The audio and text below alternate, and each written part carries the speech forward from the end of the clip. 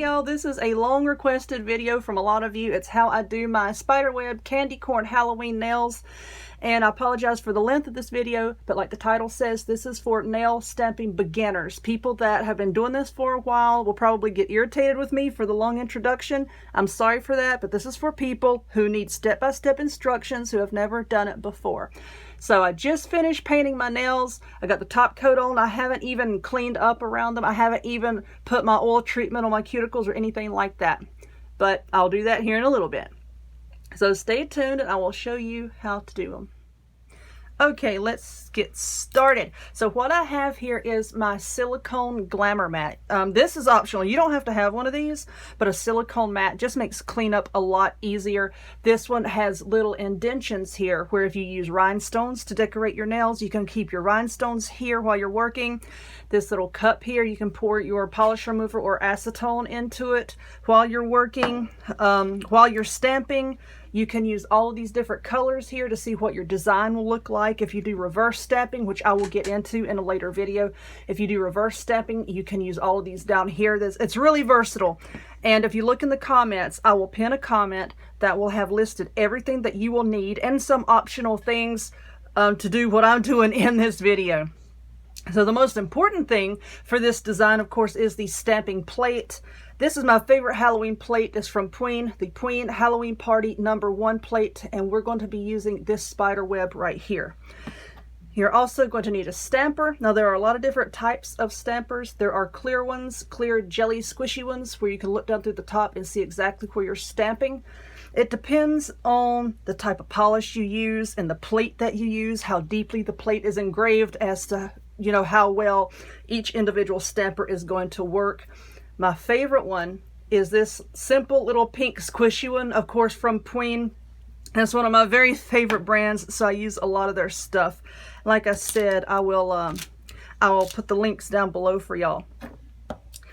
Okay, the plate, the stamper. Now you need the polish. There are polishes especially designed for stamping.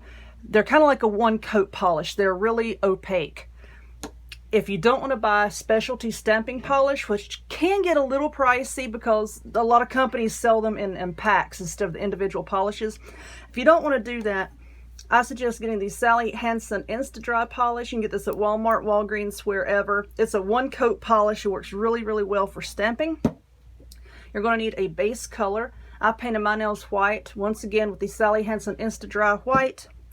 And then to get the orange and yellow colors, you're going to need, of course, orange and yellow polish, but you do not want this to be quick dry polish. When you're doing ombre polishes, it is best to use just a regular polish with no extra frills to get the colors to blend better.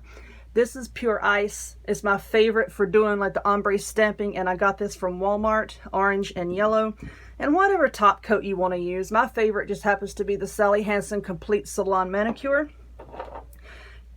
You're going to need, I'm at my craft table, y'all. There's stuff sticking all over me. Some of these cosmetic wedges, you can get this from Dollar Tree, Walmart, wherever. Some acetone. Now with stamping, you have to be able to scrape the excess polish off of your stamping plate. And most kits come with a little plastic scraper card. If you don't have one of those, just a plastic, you can use a debit card if you want to, I guess. I just have this old gift card from Aldi's, just plastic, flexible. You can use that. You're going to need some cotton balls or cotton rounds. And to keep the polish off of your hands, I see a lot of people using school glue. I don't like doing that. It's messier. It takes a long time to dry. I use the liquid tape from Queen. Okay, so I've talked long enough. Let's get into this. This video is going to have several breaks in it. Of course, waiting for the polish to dry. But to start off with, I've already shaken up my latex tape here. And then you're just going to paint this around your nails. Paint it onto the skin where you do not want the polish to touch. You just paint it around like that. And then come up to the tip of your finger and just paint it around like that. I've got glitter and everything else stuck to my hands. I've been making a bunch of crafts today. So I've got glitter and stuff all over me. This stuff dries fairly quickly, and you don't need a really thick coat of it. As you can see, I'm not doing a really thick coat. Just paint that wherever you don't want the polish to stick. So I'm going to paint this around the rest of my nails. Oops, I got a fuzzy stuck to this one. I'm surprised there ain't more stuff stuck to it. So I'm going to keep on painting around my nails like this, and then I'm going to wait for them to dry, and then I'll come back and I'll show you how we're going to do our orange and yellow colors. Okay, this has mostly dried. Now what we're going to do is we're going to take one of our little cosmetic wedge sponges here. See, it looks like this. We're going to be working with this wider end down here. So you turn it like this, and we're going to be taking our yellow and orange polish and painting stripes onto here and then dabbing it on our nails. So I've already shaken up my polish, and I'm just going to put just a thin little yellow line right there of polish. Now you don't want to put the polish on too thick, because then when you sponge it onto your nails, it's going to make a big gloppy mess. So it could be a fairly thin line, just like this.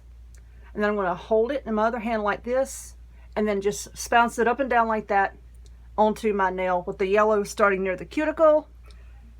Just press it up and down just like that, gently.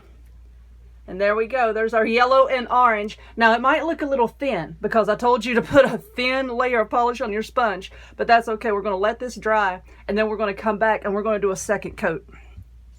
So that's all that we're doing right here. We're going to do this on the rest of our nails. There's my yellow stripe. There's my orange stripe. Whoopsie. I made a little too much there. Okay. Yellow and orange again. And I'm just moving on to my next finger. Just dabbing it on like that.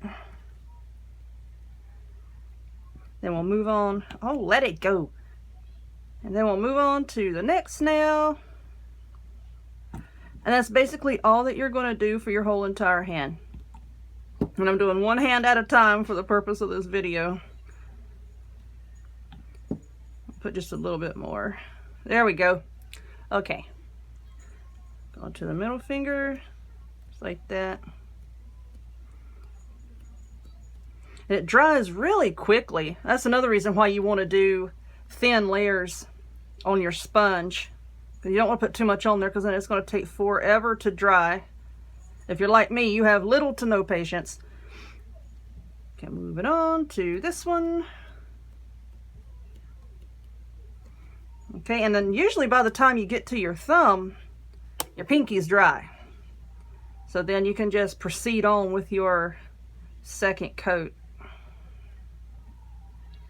Okay, let me do my thumb here. I usually mess up my thumbs and have to do them twice.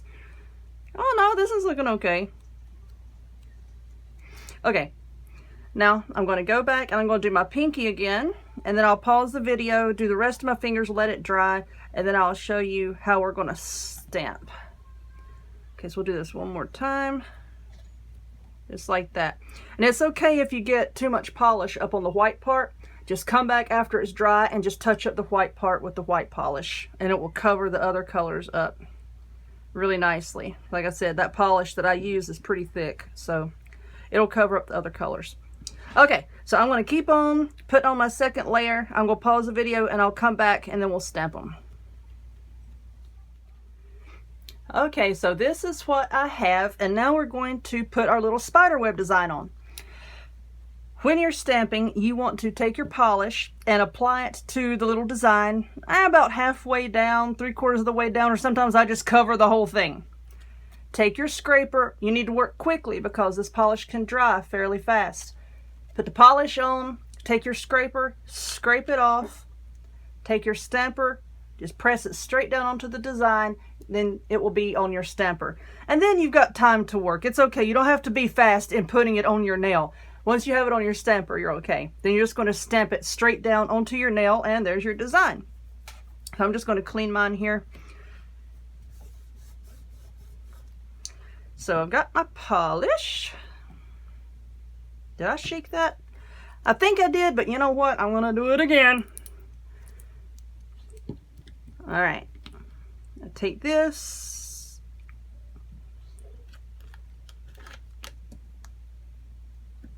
There's the design. Now just step it straight down onto your fingernail.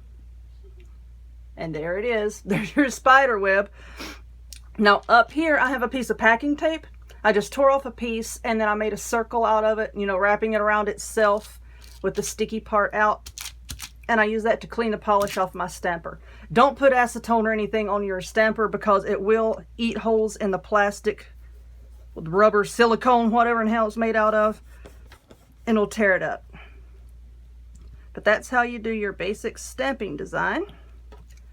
Scrape, squish, and find the nail, just press it straight down. There you go. Pretty easy. Now it can take you a few times to get used to it, you know, picking up the design and getting it all transferred, because sometimes it can leave behind little bits. And to stop that from happening, I just have a cotton pad here, soak it in my acetone, and then after every stamp, I clean the design, and then I take another dry pad and dry it. And that's all that there is to it. Then after you get all of it stamped, whoops, I screwed that one up. You see, not all the polish stayed on the design. And that can happen if you let polish build up on your scraper. So I'll do that one again. But as far as the top coat, like I said, this is my favorite kind. And when you put the top coat on, don't drag the bristles across your design because you can smear it. Just let the polish glide across it. And that's all there is to it. So I'm going to finish mine and then I'll come back and I'll show you what they look like. So hang on just 1 second. Okay, I've got all of my nails done and now I have peeled off the latex. I just use a pair of tweezers. I just kind of grab it here and then pull it around. Yes, my hands are destroyed because I stuck my hand in the black polish as I scraped it onto my mat. It's okay, I'm going to clean all that up later. But now for the top coat, where did it go? Here it is. And like I said, this is going to be really hard to show on camera, but I'm just going to show y'all anyway. Get a good amount of the top coat on your brush. Don't, like I said, don't drag the bristles. Just kind of get a good blob of clear coat, kind of sort of at your cuticle. Then just glide the bristles across the top of it. And just let it spread out a little on its own. If not, you're going to smear your design and ruin your nails, and we don't want to do that. And let it dry, and then I'm going to go back and I will clean up any little bit of polish on my hands. I'm going to soak them in some hot oil and then, you know, do my cuticle treatments and all that. And that'll be that. So I hope y'all liked this. If you did, please give me a thumbs up. Click subscribe. Check me out on other forms of social media. I'll have the links to all of those in the description box down below. And I hope to see y'all next time. Bye-bye.